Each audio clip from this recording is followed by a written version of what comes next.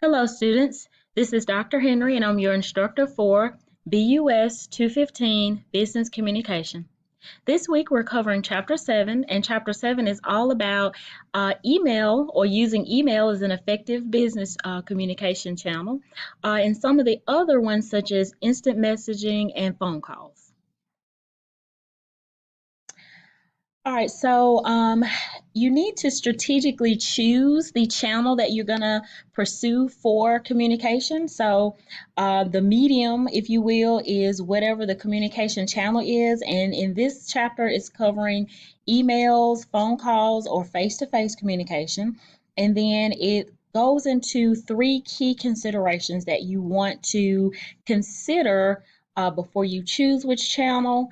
So richness, the richness of the channel, the control of the channel, how much control you have, and then any constraints or limitations that that channel may have. So let's look at what are these three things: richness, control, and constraints. All right, so the richness of the channel talks about whether it leads to more trust, more commitment, a better rapport or relationship with the person you're communicating with. The more that that communication channel does that, the more rich it is. And so it says face to face communication is the richest. Immediacy is another issue you want to take into account. And so this is how quickly someone's able to respond or give feedback. Um, and high immediacy requires more cues, or, for example, if it is a high importance email, there's a little tab in most email inboxes that you can add to it before you send it, for example, to give the receiver cues about the message. All right, the control of the particular channel. So the degree to which you can plan or record or strategize around your message, that's how much control you have in the communication channel. Permanence is talking to, how long it's going to last or be available. So can it be restored and retrieved by others years later? That's permanence. And then planning. The degree of planning that is available with the communication channel you choose is going to be how long do you have? Do you have time to plan it? Do you have time to edit it, rehearse it, think through what questions may be? The more planning that particular channel has in it, that may help you to determine whether that's the right channel, communication channel for you to use. Constraints talk about the limitations of the channel. What can I not do? What can I do? Resources, are finances required, space or time involved with this particular channel? Do I have to invest something? And then coordination of the channel. Um, this relates to how much effort and timing is needed to allow for the relevant people to participate. So when you're coordinating around a particular communication channel, do you need to get data from the human resources department or from the accounting department, or do you need to get others involved? So the level of coordination involved may help you to decide whether that's the right communication channel for you. Other things you want to consider, um, when you're strategically choosing that communication channel, you want to consider the two types, so that's spoken and written. Spoken is going to be higher in richness than written. And spoken is going to be synchronous, meaning that it's happening at the same time. So somebody that you're speaking to face, you're both there looking at each other, talking face to face. Even if it's on a phone call, you're there at the same time listening and speaking. So it's synchronous, and then written is asynchronous. You may write it on Monday, they may not read it until Tuesday. So it's outside of time. And it is more formal, so it can be used as documentation. So there are some, advantages and disadvantages to both written and spoken communication. Okay, so when creating an effective email, that's what we're going to look at now. So, some of the things you want to make sure you do when you choose email as your communication channel, you want to use it for the right purposes. And your book goes into details about this. You don't want to use an email to reprimand someone for doing something wrong. that would not be the appropriate channel.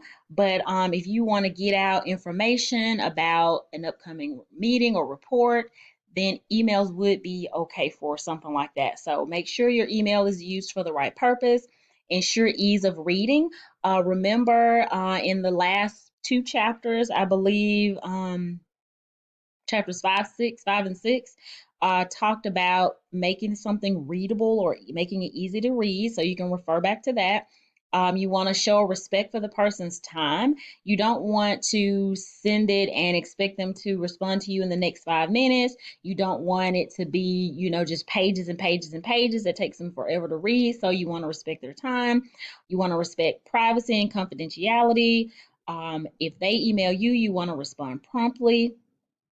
It shouldn't take you a long time to reply to someone's email, especially if it's during the work week or the work day. You want to maintain professionalism in the tone and writing of your email. You want to manage your emotions because sometimes an email may present challenges, but you cannot respond out of your emotions. And then you want to avoid distractions that may get you off of what the topic is. Your book, goes through different examples about how much time, some professionals do emails, but I'm going to kind of pass through some of that. There are also some advantages to using email. It talks about if you're task oriented or fact based. There's little cost involved. There's a high amount of control. Remember, we talked about control is how much time you have to edit or craft your message. All of those are advantages of using email. And then disadvantages would be it is not as rich, as we talked about richness. So the person can't see your facial expressions. And so I've had this happen to me where I'm emailing a student or colleague, and when I write it, I may have written it with the best intentions. I may have used, you know, professional language that's soft and polite, but the way they read it, because they didn't have the advantage of the tone of my voice, they didn't have the advantage of my facial expressions, they may have taken my message the wrong way. And so you can see that with something as simple as um, hey, what are you doing today? Well, if you write that in an email, if something's going on with that person that you don't know about, they may have written it as, hey, what you doing today? That's a totally different way to perceive or receive the words, even though it's the same word. So that is one of the disadvantages of email or any kind of written communication when you can't or you can't control how the person receives your message, even if you had good intentions. So these are some things you want to be cognizant of when you write emails. You want to use polite, respectful language. And definitely never use email to criticize or use or discuss sensitive information.